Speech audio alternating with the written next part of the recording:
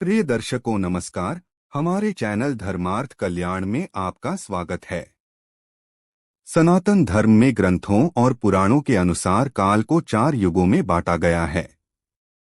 ये चारों युग सतयुग, त्रेतायुग, द्वापर युग और कलयुग नामों से जाने जाते हैं। पुराणों के अनुसार आज से हजारों वर्ष पूर्व कलयुग का प्रारंभ हो चुका है और लाखों वर्ष बाद कलयुग का अंत होना बताया गया है। ऐसा कहा जाता है कि कलयुग में जब पाप अपनी चरम सीमा पर होगा, तब भगवान विष्णु अपने कल्कि अवतार में प्रकट होकर पापियों का नाश करके कलयुग का अंत करेंगे।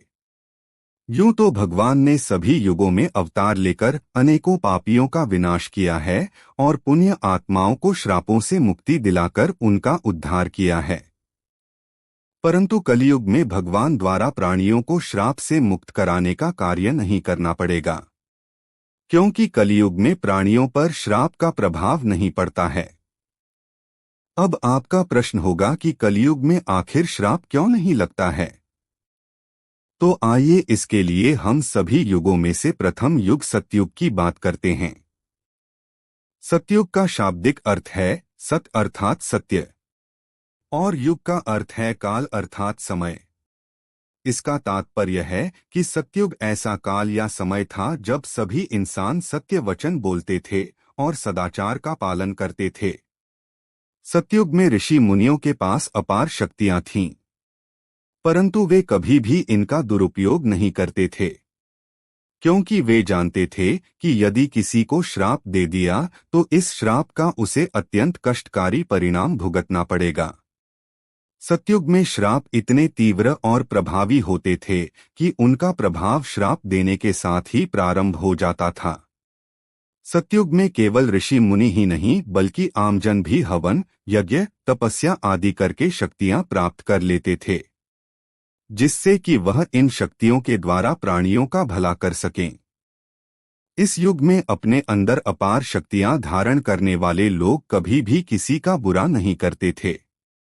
ये शक्तियां दिव्य शक्तियां कहलाती थीं, जो प्राणियों के कल्याण के लिए प्रदान की जाती थीं।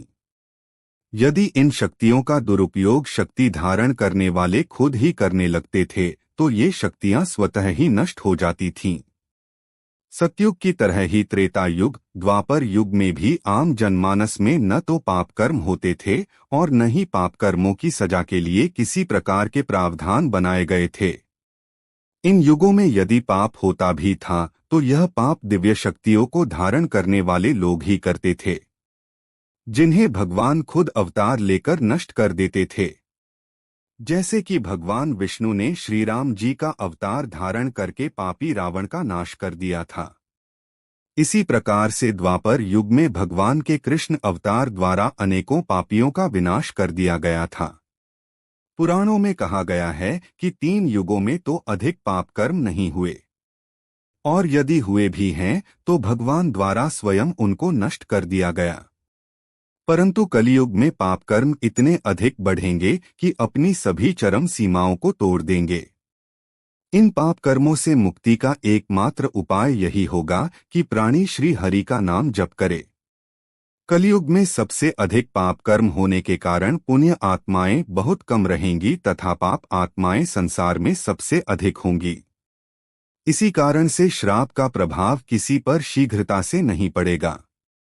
यदि श्राप का प्रभाव होगा भी तो अत्यंत धीरे धीरे होगा, क्योंकि जिस व्यक्ति ने श्राप दिया है उसने भी अपने जीवन में कभी न कभी पाप कर्म अवश्य किया होगा। कलयुग में किसी पुण्य आत्मा का होना बहुत कठिन है। यदि कोई अल्प पुण्यात्मा हो भी और यदि वह किसी को श्राप दे देता है तो उस श्राप का प्रभाव तुरंत न होकर भविष्य में धीरे धीरे होगा। इस श्राप का असर देखने के लिए आपको समय का इंतजार करना होगा और आप खुद ही श्राप का प्रभाव समझ जाएंगे। भगवान बीते युगों में भी थे, इस युग में भी हैं और आने वाले युगों में भी होंगे। हमें केवल भगवान पर भरोसा रखना चाहिए। जो लोग भगवान पर भरोसा रखते हैं, भगवान उन पर सदैव अपनी कृपा बनाए रखते हैं। जिस प्रकार से किसी का आशीर्वाद एक शुभ योग बनाता है, उसी प्रकार से यदि कोई किसी को श्राप देता है तो अशुभ योग का निर्माण होता है। अधर्म किसी भी युग में नहीं जीत सका है, चाहे वो कोई भी युग रहा हो। यदि आप अधर्म का साथ देते हैं तो आप पाप के भागीदार बन जाते हैं, परंतु यदि आप धर्म के मार्ग पर हैं तो अधर्म को आप श्राप देकर दंडित अवश्य कर सकते हैं। सबसे बड़े अज्ञानी वह लोग हैं जो धर्म में आस्था नहीं रखते हैं। उनके लिए हमारा यह कहना है कि यदि आप आशीर्वाद पर विश्वास करते हैं तो श्राप को भी आपको अवश्य मानना चाहिए। तो आपने आज जाना कि कलियुग में श्राप क्यों नहीं लगता और इसके न लगने का क्या कारण है। प्रिय दर्शकों, यह थी हमारी आज की प्रस्तुति।